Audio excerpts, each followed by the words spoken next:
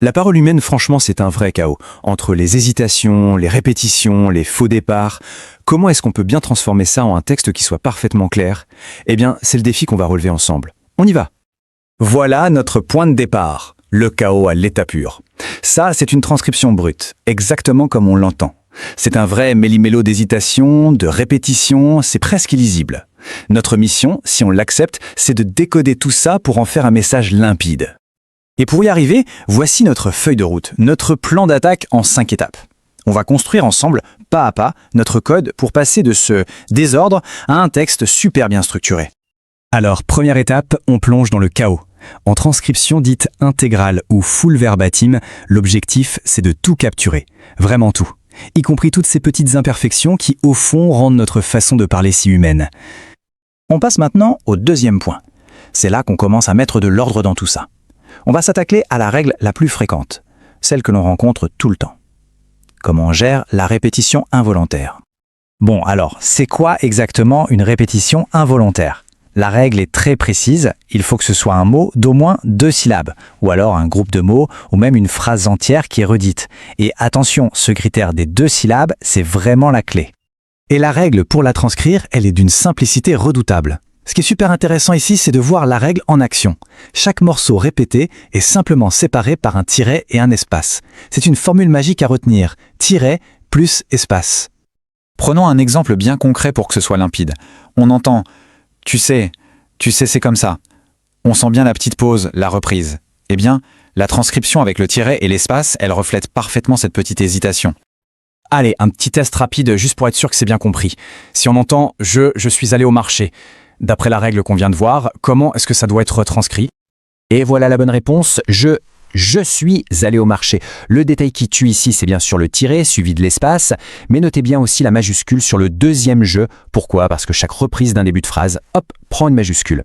Troisième point, là on va explorer une nuance super importante. Parce que, attention, toutes les répétitions ne sont pas les mêmes.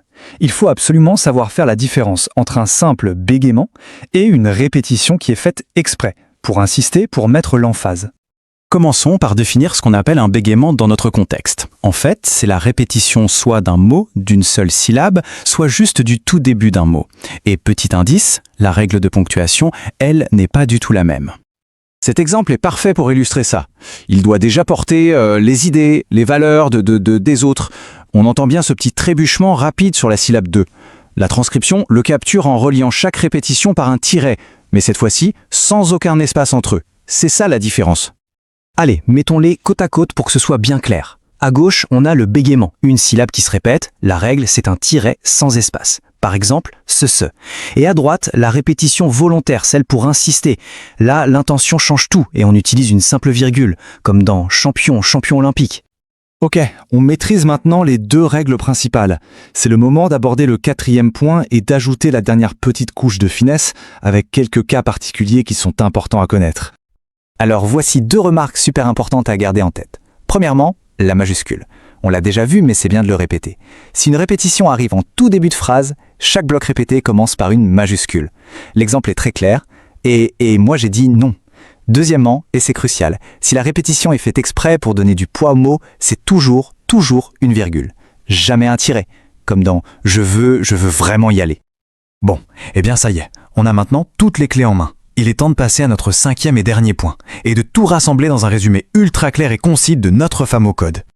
Et voici notre code de transcription résumé dans un seul tableau. On récapitule, pour la répétition involontaire, c'est un tiret avec un espace. Pour le bégaiement, c'est un tiret mais sans espace. Pour la répétition volontaire, une simple virgule suffit. Et enfin, on n'oublie pas la majuscule au début de chaque reprise en début de phrase. Voilà, le chaos est maintenant parfaitement ordonné. Maintenant que ce code est connu, la vraie question se pose. Comment va-t-on écouter désormais? Il ne s'agit plus seulement d'entendre des mots, mais de commencer à percevoir la structure, le rythme et même les intentions cachées derrière chaque conversation. L'écoute ne sera plus jamais tout à fait la même.